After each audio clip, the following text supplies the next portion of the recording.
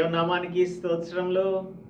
మరి ఒక ఆదివారం ఉదయకాలం దేవుని యొక్క సన్నిధిలో మనమందరం కూడా ఈ విధంగా కూడుకొని ఆయన యొక్క దివ్యమైన మాటలను ధ్యానించుటకు దేవుడు మనకు మరి ఒక అవకాశాన్ని అనుగ్రహించారు.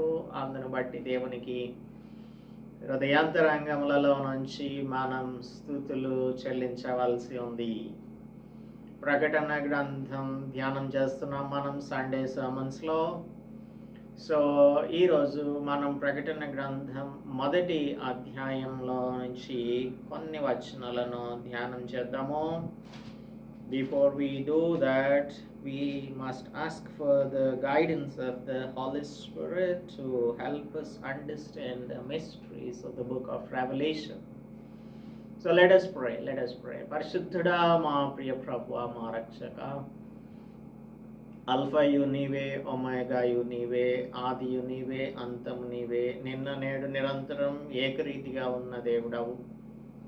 తండ్రి, త్వరలో రానయ్యున్న మీ కుమారుడైన యేసు క్రీస్తు ప్రభువును బట్టి మీకు వందనములు చెల్లిస్తున్నాము. మా డెలివరెన్స్ కొరకు మీ కుమారుని లోకంలోనికి త్వరగా పంపించి మాకు నాయన ఈ లోకంలో నుంచి విడుదలను అనుగ్రహిస్తారని మేము నమ్ముచున్నాం. కనుక నాయన ఈ ఉదయకాలమందు మీ మాటలను ధ్యానించుచుండగా పరిశుద్ధాత్మని సహాయం మాకు అనుగ్రహించమని క్రీస్తు యేసు పరిశుద్ధ నామములో ప్రార్థిస్తున్నాము తండ్రి. ఆమేన్. Very good morning to one and all, and welcome to the meditation of the book of Revelation. ప్రకటన గ్రంథం మొదటి అధ్యాయంలో మనం ఇంతవరకు చూచినది ఆయన సంఘములకు యోహానుతో కొన్ని లెటర్స్ని రాయమని చెప్పాడు.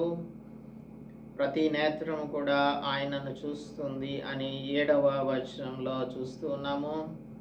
ఆ తర్వాత 8వ వచనం నుంచి మనము ధ్యానం చేయవలసి ఉంది. 8వ వచనం నుంచి ధ్యానం చేయవలసి ఉంది. మొదటి అధ్యాయం.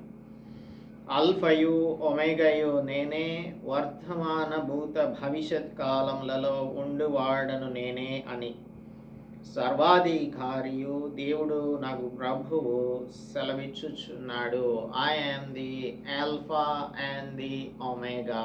ఇక్కడ మనం తండ్రి అయిన దేవుడు అలాగే కుమారుడైన యేసు క్రీస్తు ప్రభువు ఇద్దరు కూడా ఆల్ఫా ఒమేగాగా తమను తాము నేమ్ చేసుకుంటున్నారు, తమను తాము ఇంట్రడ్యూస్ చేసుకుంటున్నారు, తెలియపరచుకుంటూ ఉన్నారు. The first and the last letters of the Greek alphabet, alpha omega. 22వ అధ్యాయం 13వ వచనంలో చూసినట్టయితే నేనే మొదటి వాడను కడపటి వాడను అని అంటాడు. సో ఇక్కడేమో I am the alpha and the omega, వర్తమాన భూత భవిష్యత్ కాలములలో ఉండువాడను నేనే. This is the divine title that only the creator can have or creator can use.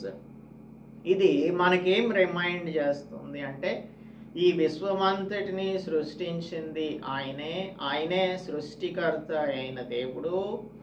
ఈ క్రియేషన్ అంతా లేక మునుపు ఆయన ఉన్నవాడు. ఈ క్రియేషన్ని చేసింది ఆయనే, దానినే కాన్సుమేషన్కి తీసుకురాబోతున్నాను అని. He is going to bring it to the end.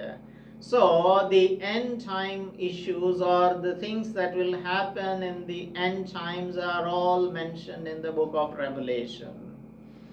అయితే we should understand that he is the creation, he is the one who created everything, and he is the one who is going to end everything.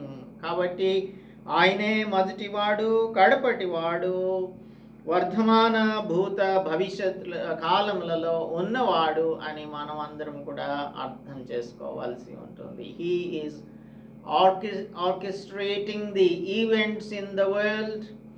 According to his planned conclusion, దానిని ఒక planned కంక్లూజన్లోనికి ఆయన తీసుకొని రాబోతున్నాడు. అందుకే అంటున్నాడు 7వ వచనంలో, ఇదిగో ఆయన మేఘారూఢుడై వచ్చుచున్నాడు, మేఘారూఢుడై వచ్చుచున్నాడు, ప్రతి నేత్రము ఆయనను చూచును. ప్రతి నేత్రం, every eye shall see him, ఆయనను చూస్తారు. కాబట్టి he is the one who created everything and he is the sustainer and he is the one who is going to take everything to conclusion. ఇక్కడ no negotiation, no second chances, no redoings, అన్నీ కూడా ఆయన చేతులలోనే ఉన్నాయి. He is the giver of physical life and he is the giver of our eternal life. మనకు భౌతిక సంబంధమైన జీవితాన్ని అనుగ్రహించేది ఆయనే, ఆత్మ సంబంధమైనటువంటి జీవితాన్ని కూడా అనుగ్రహించేది, ఆ తర్వాత మనకు నిత్య జీవమును అనుగ్రహించేది ఆయనే. Everybody must stand before him when he comes in the clouds. ఆయన మేఘారూఢుడై వచ్చినప్పుడు పేదవారేమి, గొప్పవారేమి, స్త్రీలేమి, పురుషులేమి, బలహీనులేమి, బలవంతులేమి, అందరూ కూడా ఆయన ఎదుట నిలవవలసి ఉంటుంది అని 8వ వచనం 7వ వచనం మనకు తెలియజేస్తూ ఉన్నాయి. 9వ వచనంలో మనకు విజన్ యొక్క బ్యాక్గ్రౌండ్ని చూపిస్తున్నాడు, తెలియపరుస్తున్నాడు. 9 నుంచి 11 వరకు మనుష్య కుమారుని యొక్క దర్శనమును చూడబోతున్నటువంటి యోహానుకు ఇది ఒక background. Me సహోదరుడను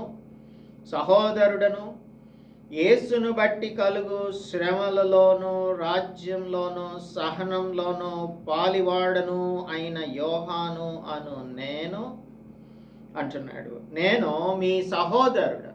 Here we see the testimony of John. I am the brother and your partner అని చెప్తూ ఉన్నాడు.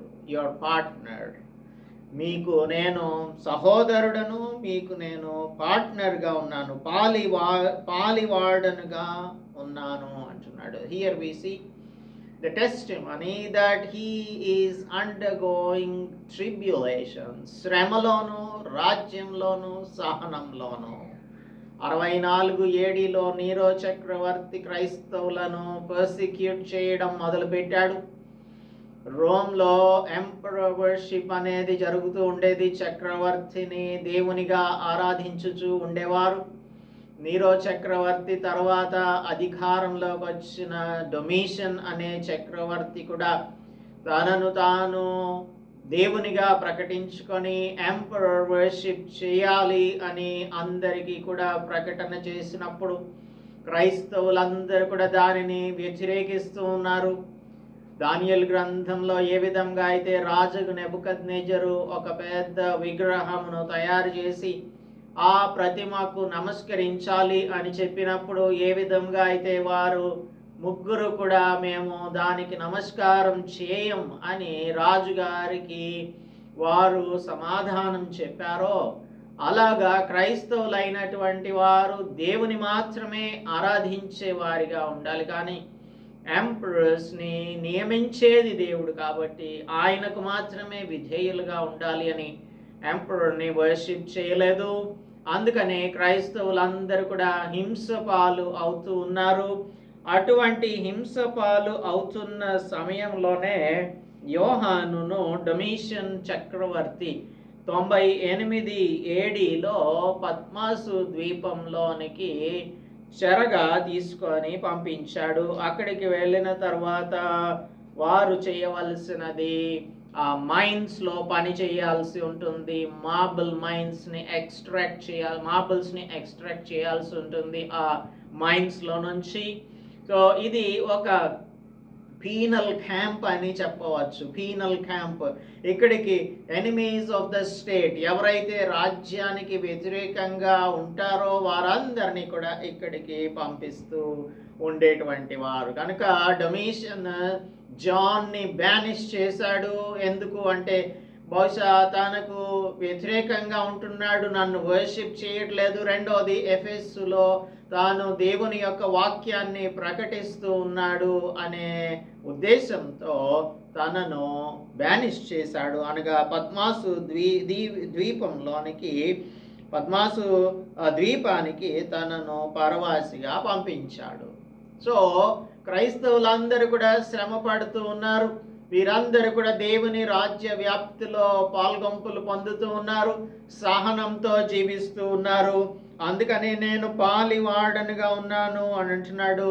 3 విషయాలలో పాలిభాగస్తులుగా క్రైస్తవులందరూ కూడా ఉంటూ ఉన్నారు. శ్రమలోను, రాజ్యంలోను, సహనంలోను కూడా వారు పాలిభాగస్తులుగా, పార్ట్నర్స్గా ఉంటూ ఉన్నారు. దేవుని యొక్క రాజ్యం అంటే ఇహలోక రాజ్యమునకు వ్యతిరేకంగా నిలిచేటువంటిది. అలాగనే దేవుని యొక్క రాజ్యం అంటే ఇహలోక సంబంధమైనది కాదు, అది పరలోక సంబంధమైనది అని మనకు యేసుక్రీస్తు ప్రభు కూడా చెప్తూ ఉన్నారు. నా రాజ్యం ఈ లోక సంబంధమైనదే మాత్రమును కానే కాదు అని అంటూ ఉన్నారు. అలాగనే దేవుని యొక్క రాజ్యం అనేది ఎప్పుడు కూడా ఒక ప్రత్యేకమైనటువంటిదిగా, ఈ లోకమునకు వ్యతిరేకమైనటువంటిదిగా కనిపిస్తూ ఉంటుంది. కొలస్సీయులకు రాసిన పత్రిక 1వ అధ్యాయం 13, 14 వచనాలలో మన యొక్క స్టేటస్ ఏంటి అనేది, దేవునిలో మన యొక్క స్టేటస్, ఈ లోకంలో మన యొక్క స్టేటస్ ఏంటి అనేది తెలియజేస్తూ ఉన్నాడు. 13వ వచనం, ఆయన మనలను అంధకార సంబంధమైన అధికారంలో నుండి విడుదల చేసి తాను ప్రేమించిన కుమారుని యొక్క రాజ్య నివాసులనుగా చేసెను. ఆ కుమారుని యందు మనకు విమోచనము అనగా పాపక్షమాపణ కలుగుచున్నది. మనలను అంధకార సంబంధమైన అధికారంలో నుంచి విడిపించి తాను ప్రేమించిన కుమారుని యొక్క రాజ్య నివాసులనుగా చేశాడు. అందుకే జాన్ అంటున్నాడు ఇక్కడ, రాజ్యంలోను, శ్రమలోను, రాజ్యంలోను, సహనంలోను పాలివాడనుగా ఉన్నాను.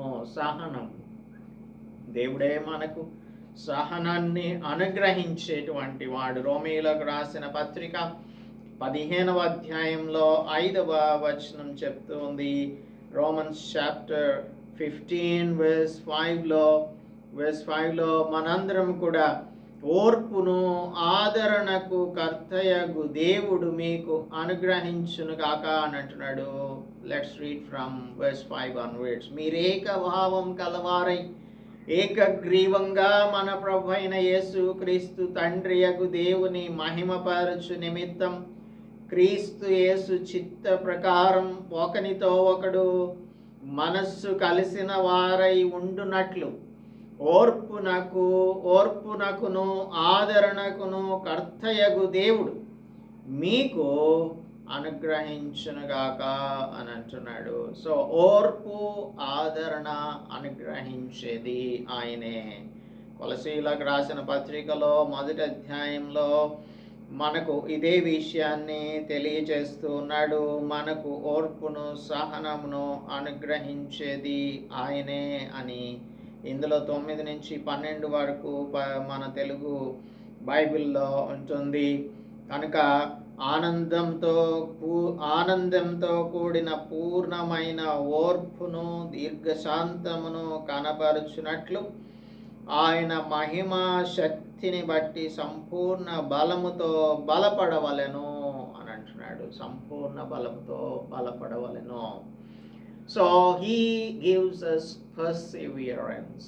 ఓర్పును, సహనమును అనుగ్రహించేది ఆయనే. శ్రమలోను, రాజ్యంలోను, సహనంలోను పాలివాడును నైన యోహాను అను నేను దేవుని వాక్యం నిమిత్తం, యేసును గూర్చిన సాక్ష్యం నిమిత్తము పద్మాసు ద్వీపమున పరవాసినైతిని. పద్మాసు ద్వీపం అనేది ఒక పీనల్ క్యాంప్ అని మనం అనుకున్నాం కదా. ఇది ఒక చిన్న క్రెసెంట్ షేప్, అంటే అర్ధచంద్రాకారంలో ఉన్నటువంటి గ్రీక్ ఐలాండ్. ఇది ఏథెన్స్కి, టర్కీకి మధ్యలో ఉంటుంది. 16 కిలోమీటర్ల పొడవు, 10 కిలోమీటర్ల వెడల్పు ఉండి ఏజియన్ సముద్రంలో ఇది ఉంటుంది. సో ఇక్కడికి మైనింగ్ చేయడం కోసం రాజ్యానికి వ్యతిరేకంగా ప్రవర్తించే వారిని ఈ గ్రీక్ గవర్నమెంట్ వారిని పంపిస్తూ ఉండేది. అందుకే అక్కడికి దేవుని యొక్క మాటలను ప్రకటించుచున్నాడు, ఎంపరర్ని వర్షిప్ చేయడం లేదు అని దేవుని వాక్యం నిమిత్తం అని అంటున్నాడు కదా. దేవుని వాక్యాన్ని ఎఫెసులో ప్రకటిస్తున్నాడు, యేసును గూర్చిన సాక్ష్యం ఇస్తూ ఉన్నాడు. ఇది గవర్నమెంట్కి వ్యతిరేకంగా ప్రవర్తించటం అని వారు నిర్ణయించారు కనుక ప్రభుత్వం వారు ఈయనను అక్కడికి పంపించారు, పద్మాసు ద్వీపానికి. There is no compromise. క్రైస్తవులు అనేటువంటి వారు ఎట్టి పరిస్థితులలోనూ శ్రమలకు, హింసలకు వారు ఏమాత్రమో భయపడేవారుగా ఉండరు అనేది నిరూపిస్తూ ఉన్నారు. He didn't compromise. That's the reason why he was sent to the Isle of Patmos. యేసుక్రీస్తు ప్రభువు యోహాను సువార్త 15వ అధ్యాయంలో చెప్పి ఉన్నారు. 15వ అధ్యాయం 20వ వచనంలో 15:20లో 19 నుంచి చదువుకుందాము. మీరు లోక సంబంధులైన ఎడల లోకం తన వారిని స్నేహించును, అయితే మీరు లోక సంబంధులు కారు.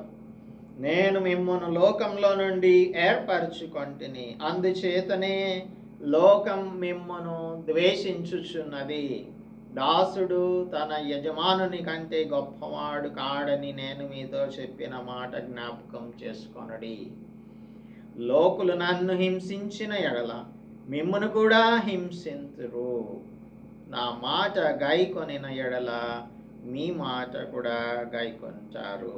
లోకులు నన్ను హింసించిన ఎడల మిమ్మును కూడా హింసిస్తారు అని యేసుక్రీస్తు ప్రభువు ముందుగానే చెప్పారు. తిమోతికి రాస్తూ మొదటి పత్రిక 2వ పత్రికలో మొదటి అధ్యాయం 8వ వచనం, 2వ పత్రిక మొదటి అధ్యాయం 8వ వచనంలో అపోస్తలుడు పౌల్ తిమోతికి రాస్తూ 7 నుంచి చదువు. దేవుడు మనకు శక్తియు ప్రేమయు ఇంద్రియ నిగ్రహము గల ఆత్మనే ఇచ్చెను గాని పిరికితనం గల ఆత్మను ఇవ్వలేదు. కాబట్టి నీవు మన ప్రభువు విషయమైన సాక్ష్యమును గూర్చి అయినను ఆయన ఖైదీనైన నన్ను గూర్చి అయినను సిగ్గుపడక దేవుని శక్తిని బట్టి సువార్త నిమిత్తమైన శ్రమానుభవంలో పాలివాడవై ఉండుము. ప్రభు విషయమైన సాక్ష్యం గూర్చి, తర్వాత ఖైదీ అయిన పౌల్ని గూర్చి సిగ్గుపడకుండా దేవుని శక్తిని బట్టి సువార్త నిమిత్తమైన శ్రమానుభవంలో పాలివాడవై ఉండుము. So the supernatural power of the indwelling energizing spirit is in us. కనుక ఆ indwelling energizing spirit మనకు శ్రమలు కలిగినప్పటికీ కూడా అందులో మనందరము సంతోషంగా పాలిభాగస్థులముగా ఉండాలి అని అపోస్తలుడు పౌలు చెప్తున్నాడు. ఇక్కడ జరుగుతున్నది అదే. సో పద్మాసు ద్వీపంలో పరవాసిగా ఉన్నాడు జాన్. పరవాసిగా ఉండి అప్పుడు ప్రభువు దినమందు ఆత్మవశుడనై ఉండగా ప్రభువు దినమందు, ఈ ప్రభువు దినము అనేది లేదు అంటే పరిశుద్ధ దినము అని మనం ఇప్పుడు యేసుక్రీస్తు ప్రభువు మనలను రక్షించిన తర్వాత మనం ధర్మశాస్త్రం క్రింద లేమో. గలతీయులకు రాసిన పత్రిక 5వ అధ్యాయం 4వ వచనం చెప్తున్నటువంటి మాట మనం చదివితే 5:4 మనకు చెప్తున్నది. 3 నుంచి చదువుకుందాం. ధర్మశాస్త్రం యావత్తు బద్ధుడై ఉన్నాడని సున్నతి పొందిన ప్రతి మనుష్యునికి నేను మరలా దృఢంగా చెప్పుచున్నాను. మీలో ధర్మశాస్త్రం వలన నీతిమంతులని తీర్చబడు వారెవరో వారు క్రీస్తులో నుండి బొత్తిగా వేరు చేయబడి ఉన్నారు, కృపలో నుండి తొలగిపోయి ఉన్నారు. చాలామంది చెప్తూ ఉంటారు, శనివారం దేవుణ్ణి ఆరాధించుకుంటే తప్పేముంది, ఆదివారం ఆరాధించుకుంటే తప్పేముంది, శుక్రవారం ఆరాధించుకుంటే తప్పేముంది అని అంటారు. మనం దేవుని ఆరాధించడానికి ఏ రోజైనా ఆరాధించుకోవచ్చు, కానీ సంఘంగా దేవుని ఆరాధించడానికి కూడుకునేది మాత్రం యేసుక్రీస్తు ప్రభువు 3వ దినమున సజీవుడై తిరిగి లేచారు కనుక పునరుత్థాన దినమైన ఆదివారమున ఈ న్యూ టెస్టమెంట్లో ఉన్నటువంటి వారందరూ కలుసుకోవడం, సంఘంగా కలుసుకోవడం అనేది చేస్తూ ఉన్నారు. ఇప్పుడు మరి శనివారం పూట మనం ఎందుకు కలుసుకోకూడదు అంటే, శనివారం అనేది ఇజ్రాయేలీలకు సబ్బాతు దినం. ఇజ్రాయేలు అంటే ధర్మశాస్త్రానికి గుర్తుగా ఉంటుంది, కానీ ధర్మశాస్త్రాన్ని నెరవేర్చిన యేసుక్రీస్తు ప్రభువు మనలను తన స్వంత రక్తమిచ్చి ఆయన క్రయధనం చెల్లించి తన బిడ్డలుగా చేసుకున్నారు. So, are we under the law to observe Saturday as the Sabbath day, or are we under the reign of Christ Jesus? యేసు క్రీస్తు ప్రభు యొక్క ప్రభుత్వంలో మనం ఉన్నామా? మనం ఏమంటున్నాడు, మీలో ధర్మశాస్త్రం వలన నీతిమంతులుగా ఎవరు తీర్చబడరు, నీతిమంతులుగా తీర్చబడువారెవరో వారు క్రీస్తులో నుండి బొత్తిగా వేరు చేయబడి ఉన్నారు. So if you are separated from Christ, you can observe Sabbath day on Saturday. But if you are in Christ Jesus, or if you are enjoying the grace of Christ Jesus, you will worship on Sunday అని చాలా స్పష్టంగా చెప్తున్నాడు. కృప నుండి బొత్తిగా తొలగిపోయి ఉన్నారు ధర్మశాస్త్రం క్రింద ఉన్నవారు. సో ధర్మశాస్త్ర ప్రకారంగా మనం ఆచారాలను పాటిస్తామా? క్రైస్తవులంగా యేసుక్రీస్తు ప్రభువు రక్తం చేత విమోచించబడిన వారంగా నూతన నిబంధనకు మనం వారసులముగా ఉన్నప్పుడు దీనిని మనం పాటిస్తామా? అందుకని 1 కొరింథీయులకు రాసిన పత్రిక 16వ అధ్యాయం 1వ వచనంలో ప్రతి ఆదివారమున మీలో ప్రతివాడు అని చెప్తున్నారు. ప్రతి ఆదివారమున వారు కలుసుకుంటూ ఉండేటువంటి వారు. అలాగే అపొస్తలుల కార్యముల గ్రంథం 20వ అధ్యాయం 7వ వచనం చదివినట్లయితే 27లో 20 and verse 7 ఆదివారమున మేము రొట్టె విరుచుటకు కూడినప్పుడు అనుంది. So it is very clear from the New Testament that New Testament Christians have to observe the Sabbath day on Sunday, not on Saturday. అది శనివారమున ఆచరించటం కాదు, ఆదివారమున ఆచరించవలసి ఉంటుంది.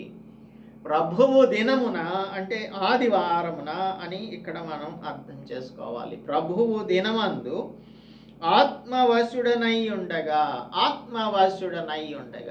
ఎవ్రీ క్రిస్టియన్ లివ్స్ ఇన్ 2 ఎన్వైరాన్మెంట్స్, 2 వాతావరణాలలో జీవిస్తూ ఉంటాడు. ఒకటి హ్యూమన్ ఎన్వైరాన్మెంట్లో, 2 హెవెన్లీ ఎన్వైరాన్మెంట్లో. రోమన్ ఎంపైర్లో ఫస్ట్ సండేని వారు emperors day అని వారు ఆచరిస్తూ ఉండేటువంటి వారు.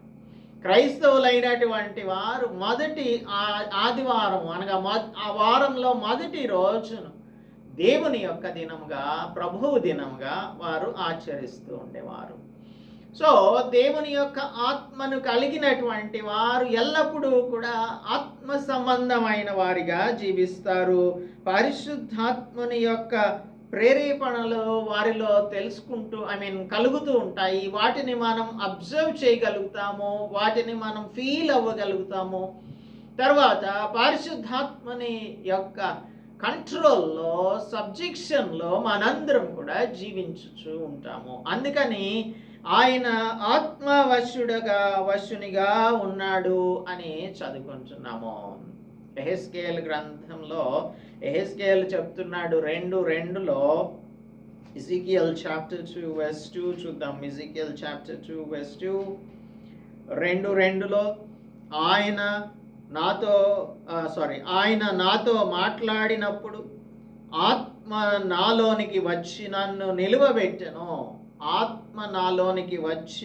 నిలువబెట్టెను. అప్పుడు నాతో మాట్లాడిన వాని స్వరము వింటిని. Ezekiel is listening to the voice of the Lord. Do you have the experience of the voice of the Lord speaking to you? సో దేవుని యొక్క ఆత్మ నీలో నివసిస్తూ ఉన్నట్టయితే దేవుని స్వరమును నీవు వినగలుగుతావు. This is heavenly environment. Human ఎన్వైరాన్మెంట్లో ఉన్నప్పటికీ కూడా మనందరము పరలోక సంబంధమైన వారం కనుక ఆయన మాటను స్వరమును మనం వినగలిగే వారంగా ఉంటాం. అలాగే 3:12లో కూడా చూద్దాం. ఎజెకియల్ చాప్టర్ 3 verse 12 అంతలో ఆత్మ నన్ను ఎత్తుకొని పోగా యెహోవా ప్రభావమునకు స్తోత్రము కలుగునుగాక అను శబ్దం ఒకటి ఆయన ఉన్న స్థలం నుండి ఆర్భాటంతో నా వెనుక పలుకుట నేను వింటిని. జాన్ కూడా ఇక్కడ ప్రభువు దినమందు ఆత్మవశుడై ఉండగా భూరధ్వని వంటి గొప్ప స్వరము కనుక నుంచి వింటాడు అనేది 11th verse చివరి చెప్తూ ఉన్నాడు. ఎజెకియల్ కూడా అటువంటి ఎక్స్పీరియన్స్నే కలిగి ఉన్నాడు. అపొస్తలుల కార్యముల గ్రంథం 10:10లో పేతురు పరవశుడై ఆకాశం తెరవబడటాన్ని చూచాడు, అంటే ఆత్మవశునిగా ఉన్నాడు. అలాగే పాల్ ప్రార్థన చేస్తూ ఉండగా పరవశుడై ప్రభువుని చూచాను అని 22వ అధ్యాయంలో అపొస్తలుల కార్యముల గ్రంథం 17-18 వచనాలలో చెప్తాడు. అలాగే John was transported to a plane of experience and perception beyond that of human senses. కనుక ఆత్మవశునిగా తనను తీసుకొని పోవడం, మరలా పరలోకానికి వెళ్ళటం, తిరిగి రావడం, ఇవన్నీ కూడా చూస్తూ ఉన్నాడు. సో ప్రభువు దినమందు ఆత్మవశునిగా ఉన్నాడు. ప్రభువు దినమందు దేవుని సన్నిధిలో కూడుకునేటువంటి మనం ఎంతవరకు ఆత్మవశులంగా పరవశులంగా ఉంటున్నాం? శరీర సంబంధంగా ప్రాణ సంబంధమైనటువంటి ఆరాధనను చేస్తూ ఉన్నామా? ఆత్మ సంబంధమైన ఆరాధనను మనం చేస్తున్నామా అనేది పరిశీలన చేసుకోవాలి. ఈ సందర్భంలో ఏదో మొక్కుబడిగా దేవుని యొక్క సన్నిధిలోనికి వెళ్ళడం, ఏదో ఆచార ప్రకారంగా దేవుని యొక్క సన్నిధిలోనికి వెళ్ళడం, పెదవులతో పాటలు పాడటం, పెదవులతో ప్రార్థించడం, ఇవి దేవుని ఆరాధించేటువంటి పద్ధతి ఏమీ కూడా కానే కాదు. దేవుని ఆరాధించేటువంటి వారు ఆత్మతోనూ సత్యముతోనూ ఆరాధించాలి అని యోహాను సువార్త 4:24లో యేసుక్రీస్తు ప్రభువు చెప్తూ ఉన్నారు. ప్రాణ సంబంధమైన ఆరాధన కాదు, ఆత్మ సంబంధమైన ఆరాధనను, ఇమోషనల్ వర్షిప్ కాదు, స్పిరిచువల్ వర్షిప్ ని మనం చేయవలసి ఉంటుంది. When we are the partakers of the spiritual worship, we will be able to hear the voice of the Lord speaking unto us, as John is experiencing on the island of Patmos. పద్మాసు ద్వీపంలో ఉండి పారవాసిగా ఉన్నప్పటికీ కూడా తాను ప్రభువు దినమున దేవుని యొక్క గొప్ప బూర వంటి స్వరమును వింటూ ఉన్నాడు. ఆయన చెప్తూ ఉన్నాడు, ఆ స్వరము, దేవుని యొక్క స్వరము మనకు వినిపించినప్పుడు మనకు అది స్పష్టమైన రీతిలో వినిపిస్తుంది. కాబట్టి when God communicates, he doesn't murmur.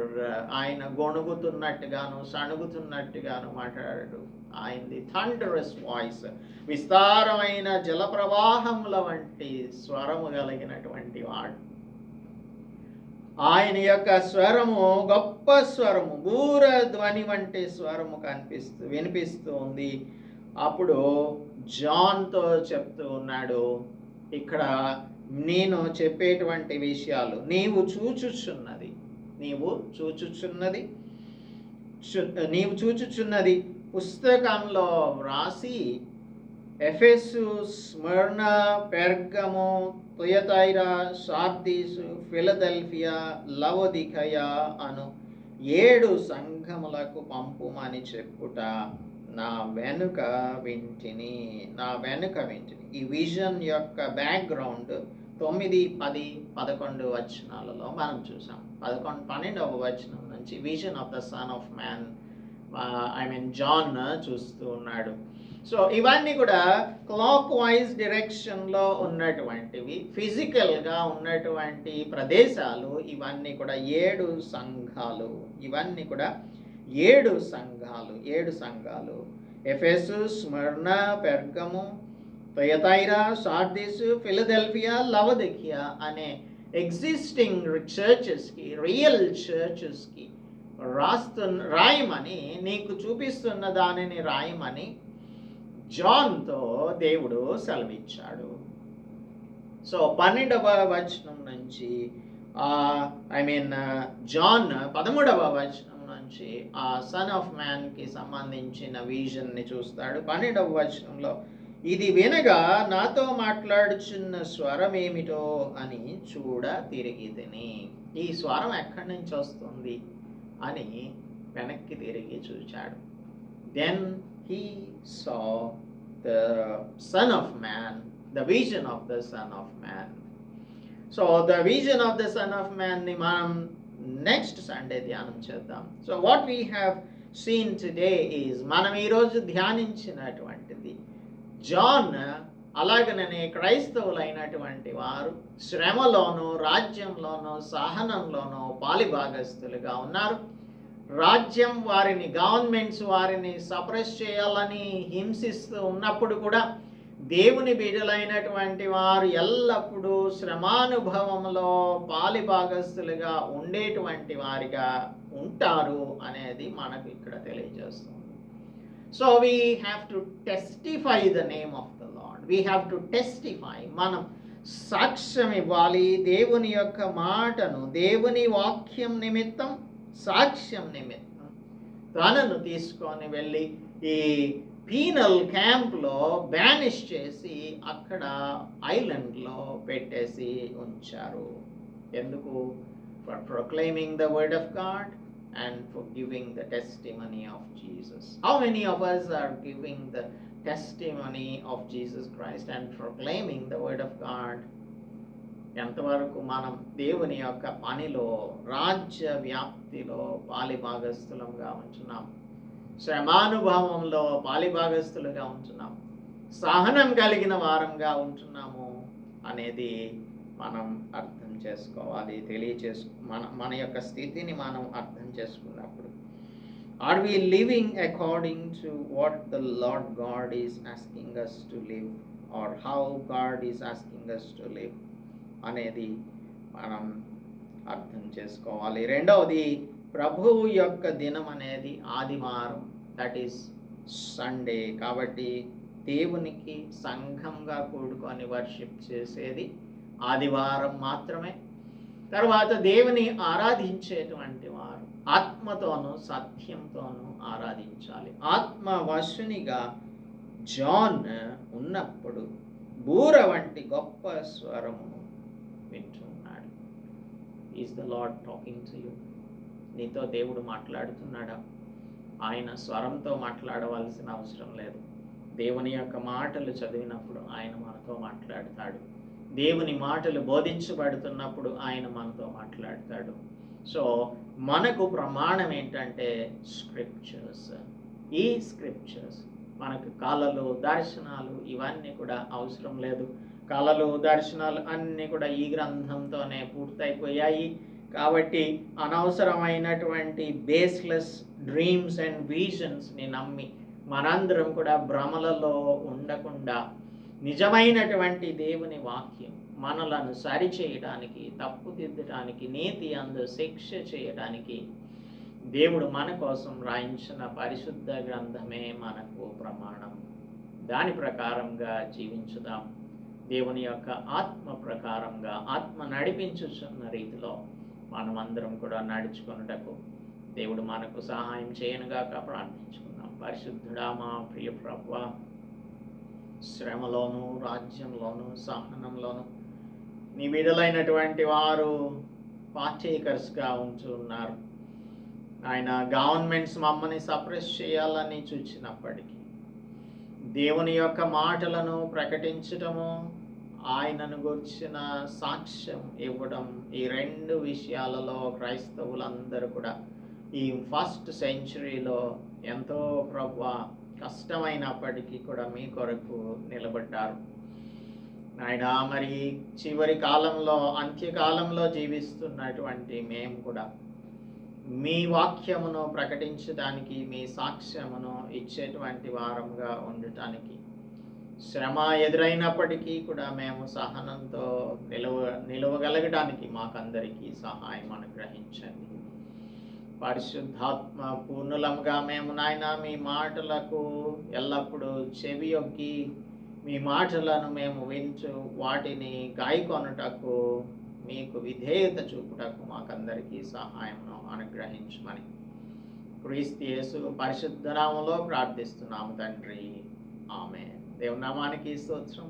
అందరికీ కూడా వందనాలు. మన తండ్రి అయిన దేవుని యొక్క ప్రేమ, ప్రభు అయిన యేసు క్రీస్తు కృప, పరిశుద్ధాత్మ నిత్య సహవాసం ఇప్పుడు ఎల్లప్పుడూ మీకు తోడయ్యుండి శ్రమానుభవంలోను, రాజ్యంలోను, సహనంలోను పాలివారముగా ఉండటానికి దేవుడు మనకు సహాయం చేయనుగాక. ఆమేన్.